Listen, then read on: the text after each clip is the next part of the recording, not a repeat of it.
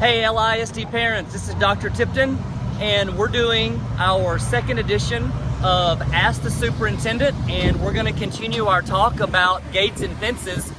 And I'm going to show you today some of the changes that we've made to try to keep people slowed down when they're coming through our gates, and also to have them notice that when the gates are closing. So if you'll notice right over here, you can see the real bright paint that we have put on the outside of the gate.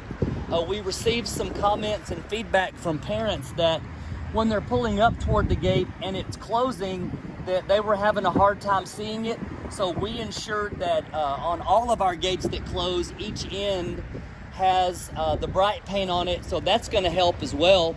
And then I'm going to have Mary zoom in on the speed bump that we've placed here at the front of the drive, because the gates have a 3-second delay on them normally, and when it's been opened and a car is coming up, if it's been more than 3 seconds, then the gate will start to close. But now the speed bump is there, and that will also help slow people down so that folks don't run into the edge of our gates. I also want to explain how the gates work and the safety mechanisms, and to ensure our public that the gates will not close on your car. We've had that question many times as well. People are afraid that if they are in the middle of the drive, that the gate's going to close on them. I'm going to assure you that that cannot happen. It's impossible. And there's really several safety features on our gates.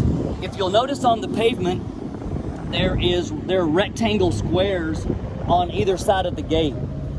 If any part of your car or truck is over one of those rectangles, then the gate will not close, because it's run by a magnet.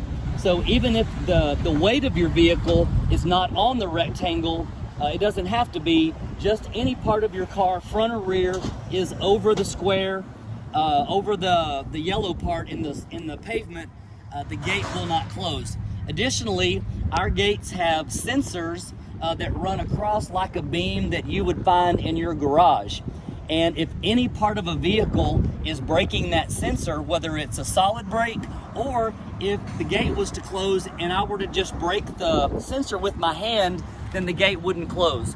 So we just wanted to let you know and assure you that the gate's not going to close on your car. When you're approaching our gates, if it is closing and you do see the bright green post coming out, we ask you to slow down. We ask you to slow down at the speed bumps, and when you approach the gate, it will stop and it will go in reverse, but you're going to have to be patient just for a second. Give the sensor in the pavement time to pick up the fact that your car is present. The gate will stop, it'll reverse, and you'll be able to come on through. So we definitely encourage you to slow down at our gates. Obviously, we're doing this for the safety of your students, the safety of our staff, and all of our visitors, and we want to keep our gates in working order. So if you'd help us out, we would appreciate it. And thank you guys for watching. And if you ever have any more questions, shoot us an email or a phone call, and maybe your questions will be featured in the next Ask the Superintendent.